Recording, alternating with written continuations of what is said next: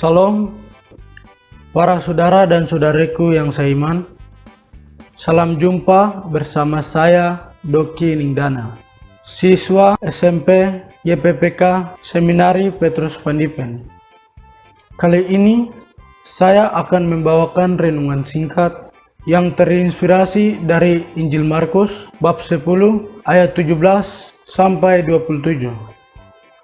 Saudara dan saudari yang terkasih dalam Tuhan kita Yesus Kristus, pada Injil ini dikisahkan tentang perjumpaan Yesus dengan seorang anak muda yang kaya raya. Dalam perjumpaan itu, seorang anak muda itu menanyakan kepada Yesus perihal memperoleh hidup kekal. Guru yang baik, apa yang harus kuperbuat untuk memperoleh hidup yang kekal?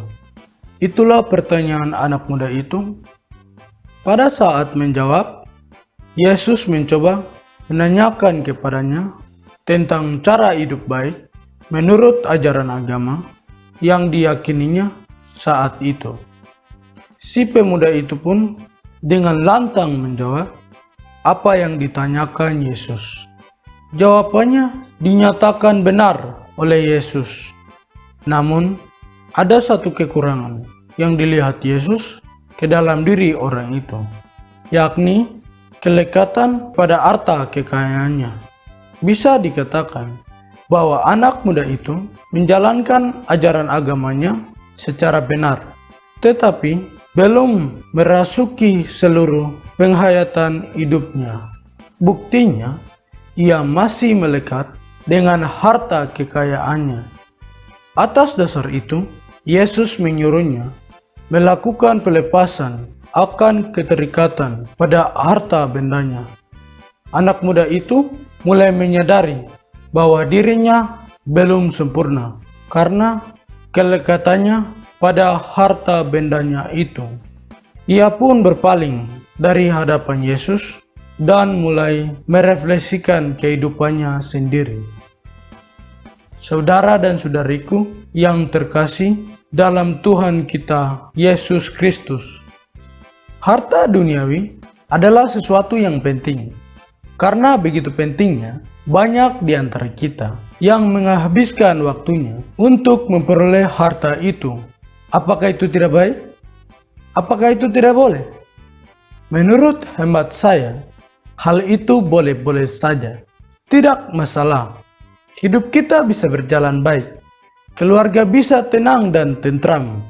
Sebuah lembaga atau organisasi bisa hidup dengan baik karena ditopang oleh harta duniawi itu. Namun, perlu disadari bahwa harta adalah sarana, bukan tujuan. Harta kekayaan ada untuk sesuatu yang lain.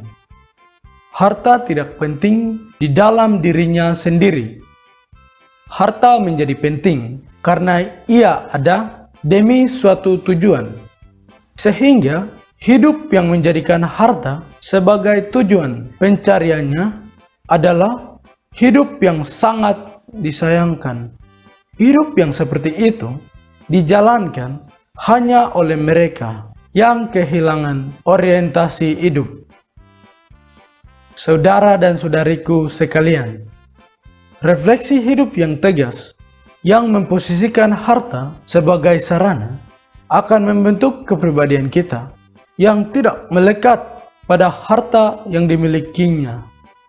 Selain itu, kita akan menjadi pribadi yang tidak jatuh ke dalam praktek hidup yang melegalkan segala cara untuk memperoleh harta, seperti menipu, mencuri, korupsi, dan lain sebagainya. Sebab ia tahu arah dan orientasi hidup selama ada di dunia ini. Seorang anak muda dalam Injil hari ini jatuh pada kelekatan seperti itu. Dan semoga kita sekalian, secara khusus yang mendengarkan renungan ini, tidak seperti itu. Jangan menjadi orang yang hati dan pikirannya hanya terarah pada harta dan kekayaannya. Sebab harta adalah sarana, bukan tujuan hidup.